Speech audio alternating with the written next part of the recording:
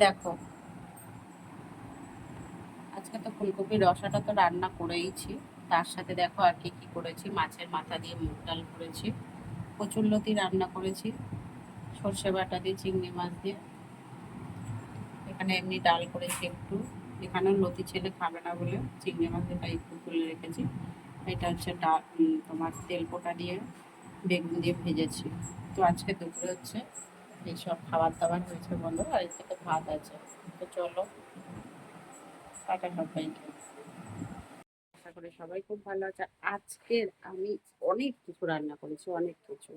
আর অনেক কিছুটা কি কি রান্না করেছি সেটা তো তোমাদের অবশ্যই দেখাবো। তো চলো চটপট দেখে নাও। আর সবাই কিন্তু পুরো ভিডিওটা দেখো, কেউ স্কিপ করে চলে যেও না।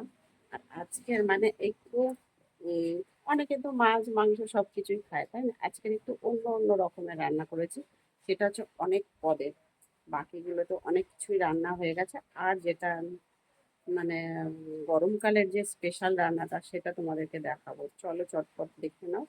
দেখে আর পুরো ভিডিওটা কিন্তু দেখবে, কেউ স্কিপ করে চলে যাও না। আর যদি ভিডিওটা ভালো লেগে থাকে অবশ্যই লাইক কমেন্ট শেয়ার করে দিও, চ্যানেলটাকে সাবস্ক্রাইব করে দিও। কেমন? তো চলো চটপট দেখে নাও। তো সবার প্রথমে আমি যেটা করবো, আলুটাকে একটু হালকা বয়েল করে নিয়েছি। বয়েল করে নিয়ে একটু ভেজেও নিচ্ছি। খুব বেশি লাল লাল ভাজবো না, হালকা ভাজবো। ভেজে নিয়েছি।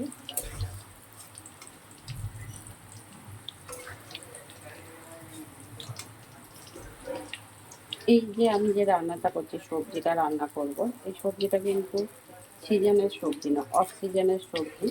তো অফ সিজনের সবজি যেটা, সেটা সিজনের সবজি কিন্তু তোমরা যেভাবে রান্না করবে সেভাবেই তোমাদের ভালো লাগবে, তাই না? আমরা যেভাবেই রান্না করবো সেভাবেই কিন্তু সেটাকে খাওয়া যায়। আর অফ সিজনে রান্না করলে কি হয়, একটু অন্যরকমভাবে রান্না করতে হয়। তাতে কি সবজিটা খেতে ভালো লাগে, তাই না? সিজনের সবজি তো সবসময় একইভাবে রান্না করলে, যেভাবেই রান্না করবে সেভাবেই খেতে ভালো লাগে। কিন্তু অফ সিজনে যদি আমি রান্না করি সেটাকে একটু অন্যরকমভাবে রান্না করতে হয়। তো দেখো, ফুলকপি রান্না করছি। এই ফুলকপিটা একটু অন্যরকম করে রান্না করবো, যাতে খেতে ভালো লাগে। ফুলকপিটাও একটু হালকা বয়েল করে নিয়েছি। ফুলকপিটাও তুলে নেব ভেজে হালকা।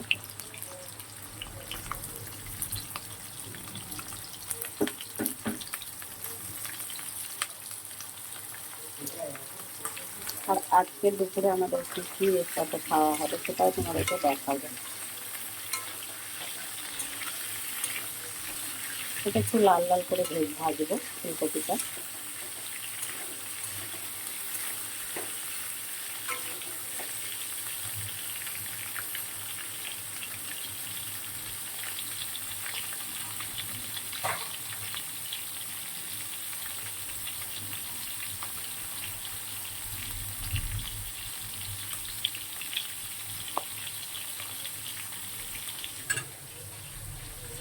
আর এখানে দেখো, আদা বাটা 2 চা চামচ, জিরে বাটা 2 চা চামচ, নুন 1 চামচ স্বাদ মতনই দিয়েছি, লঙ্কার গুঁড়ো 1/2 চা চামচ, হলুদ গুঁড়ো 1 চা চামচ, সবটাই দিয়ে দেখো জল দিয়ে একটাকে আমি গুলে রেখেছি।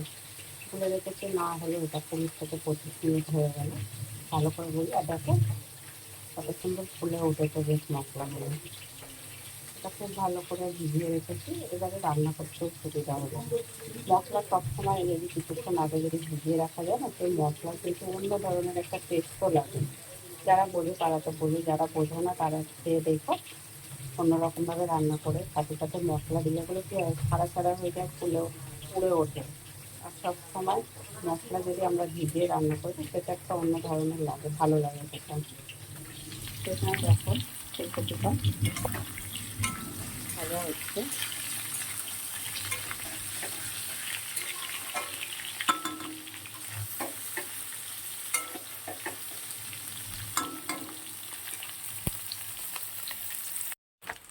দেখো ফুলকপিটা কিন্তু লাল লাল করে ভাজা হয়ে গেছে। এটা তুলে নেব।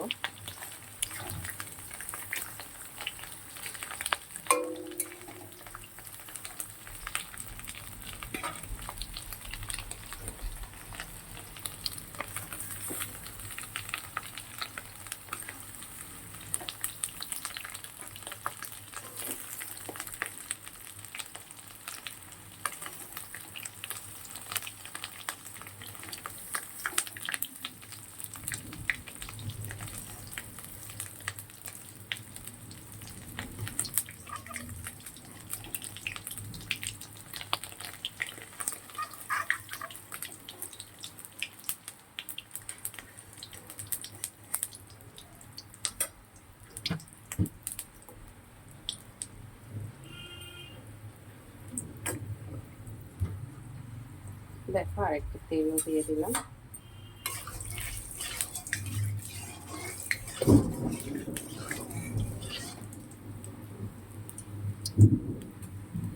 তেলটা গরম হয়ে গেছে,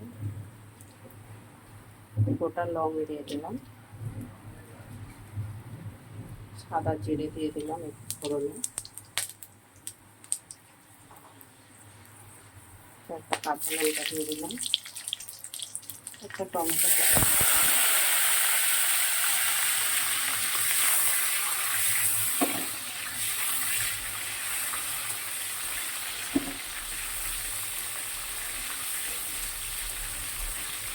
টমেটোটা খুব ভালো করে একটু ভাজা ভাজা হবে।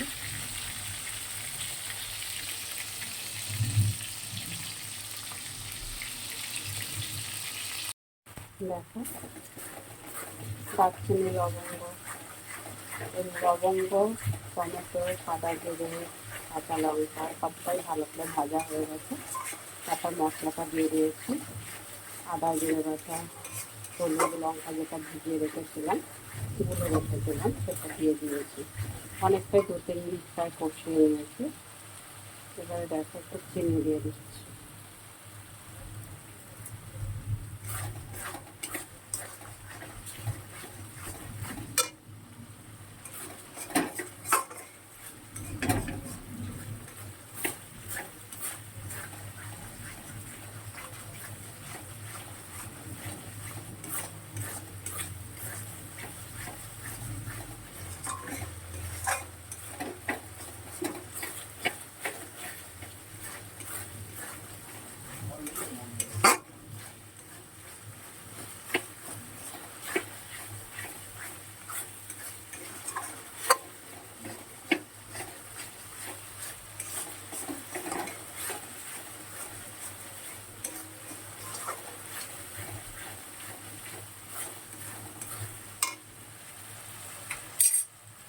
এবার আমি আলু আর ফুলকপিটা দিয়ে দিলাম।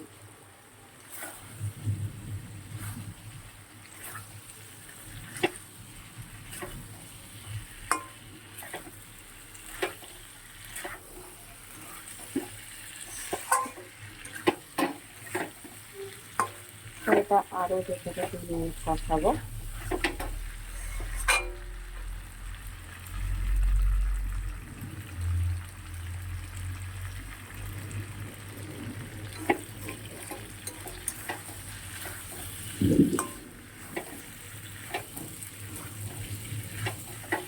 আরও 2-3 মিনিট কষিয়ে তারপর জল দিয়ে দেবো সামান্য পরিমাণে।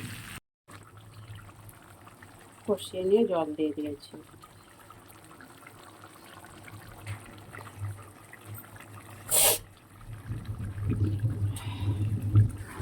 খুব বেশি জল দিইনি, একটু গামাখা করবো।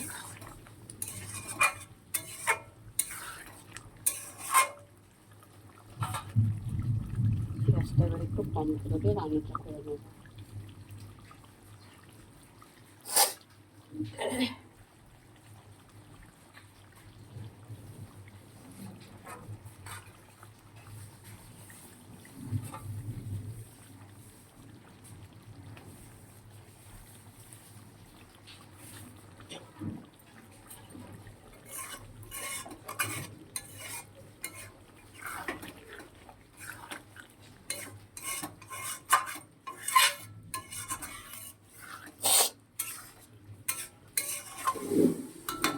চলে নামিয়ে নেব, হয়ে গেছে।